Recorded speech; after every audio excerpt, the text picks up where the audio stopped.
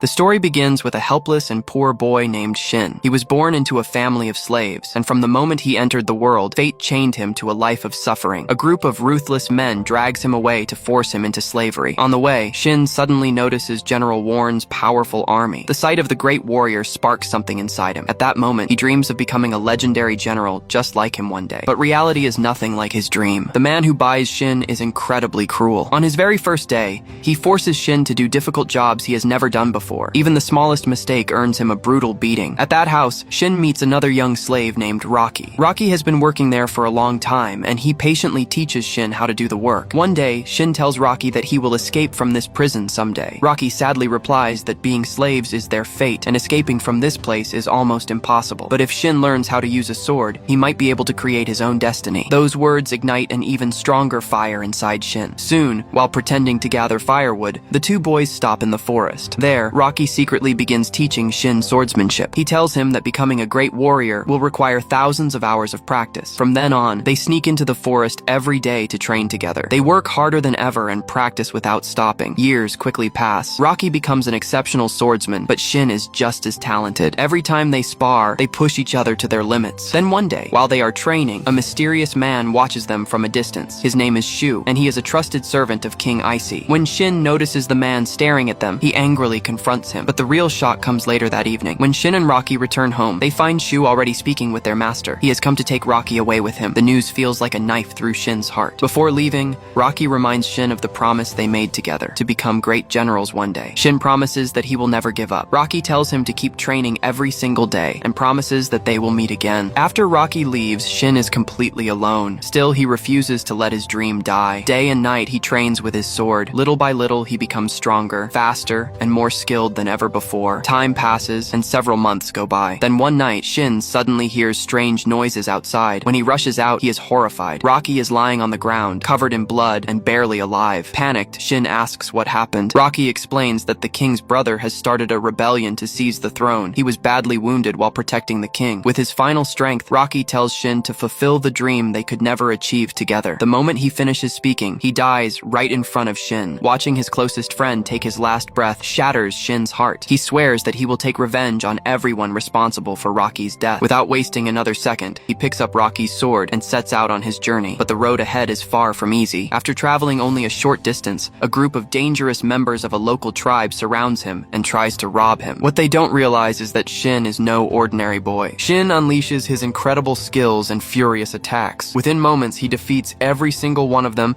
and continues on his journey. Meanwhile, the king's brother, Jack, is celebrating as if he has already become the new ruler. But his celebration doesn't last long. He suddenly receives shocking news. The man he believed was King Icy was actually only the king's lookalike. The real King Icy is still alive. At the same time, Shin arrives at the secret location Rocky told him about before he died. There, he sees a man who looks exactly like Rocky. That man is the real King Icy. Icy asks him, "Are you Shin?" Before Shin can even understand what's happening, a deadly assassin suddenly appears. He has come to kill King Icy. The assassin reveals that they were fooled by the body double, but now he will personally finish off the real king. Hearing this, Shin finally learns the truth. His friend Rocky was actually the king's lookalike. He had sacrificed his own life in the king's place. The truth fills Shin with uncontrollable rage. Without hesitation, he charges straight at the assassin. The enemy is incredibly powerful, and at first Shin struggles against him, but the burning desire to avenge his friend's death gives him the strength to keep fighting. He pours everything he has into the battle. At last, Shin defeats the assassin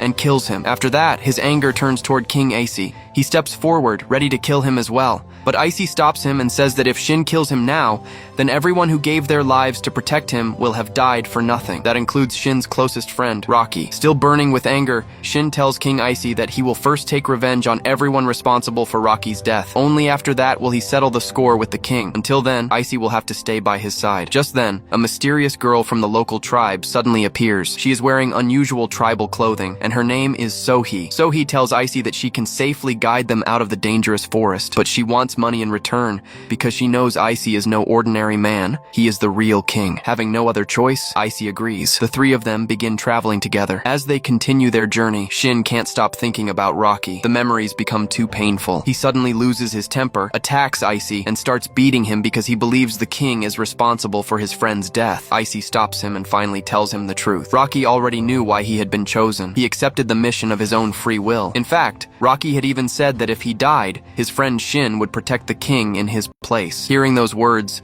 Shin's anger slowly fades. He realizes how deeply Rocky trusted him. In the end, Shin decides to trust King Icy and agrees to help him. After that, Shin asks what their next move should be. Icy tells him that Sho is their last hope. As soon as they hear that, the three of them set off to find him, but the journey is far from easy. To reach their destination, they must cross the territory of the mountain tribe. Outsiders are strictly forbidden from entering that land, and the tribe has long been enemies of the king's kingdom. Even so, Shin, Icy, and Sohee continue their dangerous journey as they make their way through a dense bamboo forest. Suddenly, a strange-looking man attacks them. He looks more like a drug addict than a warrior, and the only weapon he carries is a set of poisonous darts. Seeing him, Shin underestimates the enemy and confidently says he can handle him alone. But the moment the fight begins, Shin realizes he made a huge mistake. The man may look weak, but his speed and attacks are incredibly dangerous. He strikes so fast that Shin barely has any time to react. Even so, Shin refuses to give up. After a fierce battle, he finally defeats the mysterious attacker. But during the fight, one of the man's poisonous darts hits Shin. The poison quickly starts spreading through his body, and his condition gets worse by the minute. Icy and Sohee immediately carry him to a safe place. Using her knowledge of herbs and natural medicine,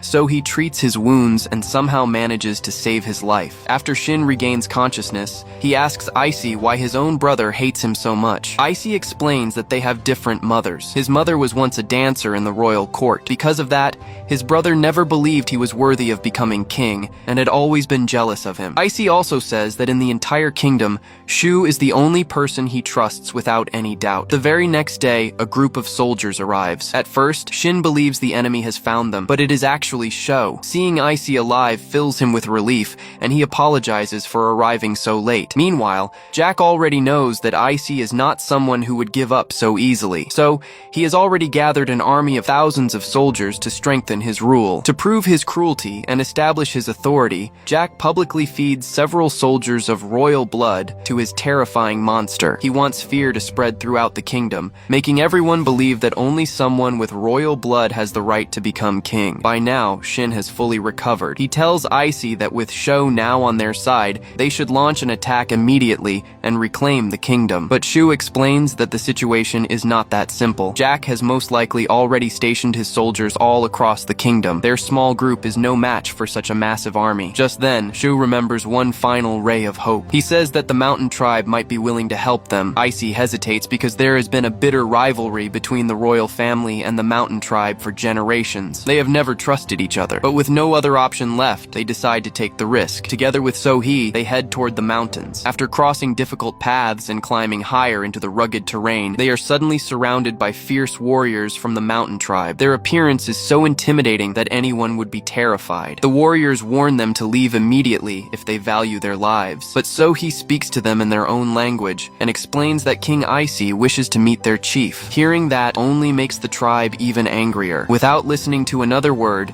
they capture everyone and take them away, saying that only their chief will decide their fate. After that, they are taken deep into the mountains to the mountain tribe's mysterious and powerful kingdom. The sight leaves Shin and the others completely amazed. There, the tribe's chief reminds Icy of the painful history between their people. Long ago, their ancestors and the king's ancestors had agreed to live together in peace, but later, the king's people betrayed them, and thousands of tribe members were slaughtered. Hearing this, Icy lowers his head without a trace of pride. He admits that he is fully aware of what happened. From the bottom of his heart, he apologizes for the sins of his ancestors. With sincere regret, he tells the tribe's chief that he cannot change the past, but he truly wants both sides to live together in peace from now on and correct the mistakes their ancestors made. For that to happen, he first needs their help to reclaim his kingdom. As soon as he finishes speaking, the members of the mountain tribe begin shouting in anger. They call him a liar and a traitor. After thinking silently for a long time, the tribe's chief finally removes the mask. Everyone is shocked. Behind the mask is a young woman. She immediately orders her people to gather everyone and begin preparing for war. Her decision is clear. The mountain tribe will stand with Icy. Although Icy now has only a small army, it is a powerful one. Despite being heavily outnumbered, he comes up with a clever strategy. The mountain tribe always wears masks, so Icy uses that to his advantage. He has his entire force put on masks and positions them outside the royal palace. Then he sends a message to Jack, claiming that the mountain tribe wishes to make peace. Jack, who has been looking for ways ways to strengthen his power, sees this as a great opportunity. He sends his ministers to escort them inside. However, Jack sets one condition. Only the tribe's chief and 50 warriors will be allowed into the palace. Everyone else must remain outside. When they reach the palace gate, the guards order them to leave their weapons behind. But the chief refuses, reminding them of the betrayal their people suffered in the past. The ministers assume that such a small group cannot possibly be a threat, so they allow them to enter with their weapons. The moment the massive palace gates open,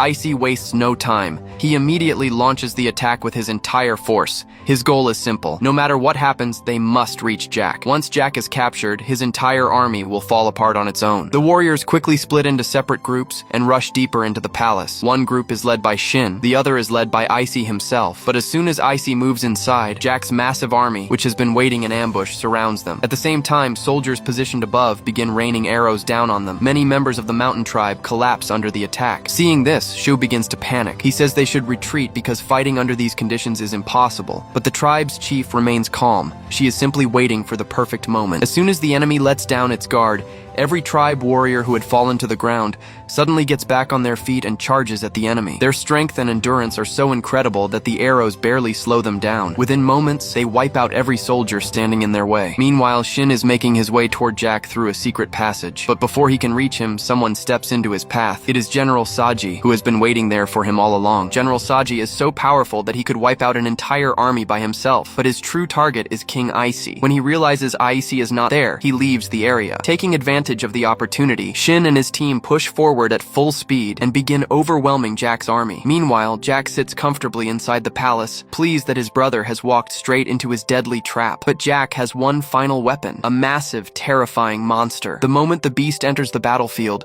fear appears on Shin's face for the first time. The monster is so powerful that it grabs warriors, slams them into the ground, and kills them one after another. But Shin forces himself to overcome his fear. He waits for the perfect opening, strikes at exactly the right moment, knocks the monster to the ground, and finishes it off with all his strength. Without wasting a second, Shin rushes straight toward Jack's chamber. But when he arrives, Jack doesn't look frightened at all. Standing beside him is his strongest general, Saji. Everyone knows the fearsome power he possesses. Even the bravest warriors of the mountain tribe cannot stand against him. Saji defeats them all by himself. Meanwhile, Icy and his army are completely exhausted after fighting non-stop. The enemy greatly outnumbers them. But when the soldiers see their king fighting so bravely, their determination returns. Filled with new courage, they charge back into battle with everything they have. At the same time, Saji is brutally beating Shin. He throws him to the ground as if he were completely powerless. One by one, Saji knocks everyone unconscious. In the end, only Shin and Sohee are left standing. Shin is so badly injured that he can barely move. Then, deep inside his heart, memories of Rocky come rushing back. Rocky's dream and the promise Shin made to him. Those memories give him the strength to stand once again. Just as Saji steps forward to finish him, Shin suddenly rises to his feet and charges back into the fight with everything he has. For the first time, Saji starts bleeding. Even Saji is shocked. Then Shin uses the special move he has practiced thousands of times since childhood. He puts every ounce of his strength into a single attack. His sword slices straight through Saji's blade and drives deep into his chest. Saji collapses to the ground. With the invincible warrior finally defeated, Jack has no choice but to surrender. Seeing this, his ministers and soldiers panic. One after another, they abandon him and run for their lives. As one of them escapes, he suddenly attacks Sohee and stabs her. Shin is shocked, but Sohee survives because hidden beneath her unusual clothes is a suit of armor that protects her. After that, Shin captures Jack and drags him outside. Standing before all the soldiers, he shouts loudly, "The man who called himself king is now in our custody. Throw down your weapons." The moment they hear those words, Jack's army loses all hope. Not a single soldier is willing to obey him anymore. Watching his own army turn against him drives Jack into a furious rage. In one last desperate attempt, he attacks Icy, but Icy easily overpowers him. He punishes Jack, but chooses not to take his life. Just then, a stubborn warrior steps forward. He still refuses to accept Icy as his king and prepares to fight. But at that exact moment, someone makes an entrance that leaves everyone speechless. The great and undefeated General Warren arrives with his massive army. The moment both sides witness his overwhelming power and unmatched reputation, every soldier lowers their weapon. Icy asks him why he is interfering in their civil war. Warren calmly replies that this is a foolish battle where people are fighting their own people rival instead of their true enemies. Then he asks Icy what kind of king he wants to become. He tells him to think carefully before answering. Without hesitation, Icy confidently replies that he wants to build a kingdom where there is no discrimination and where everyone can live together in peace. Hearing that answer, Warren is impressed. Right there, he declares that the war is over. But just then, one final stubborn warrior tries to attack Icy. In a single instant, Warren crushes him with overwhelming strength. Everyone witnessing the scene bows before his incredible power. As Warren prepares to leave, Shin calls out to him, "My name is Shin, and one day I will become the greatest general on this earth." A faint smile appears on Warren's face. He replies, "Prove those words the day we stand against each other in a real war." With that, Icy finally reclaims his kingdom, and this incredible story comes to an unforgettable end. Friends, if you enjoyed this story, don't forget to hype the video and be sure to subscribe to the channel before you leave.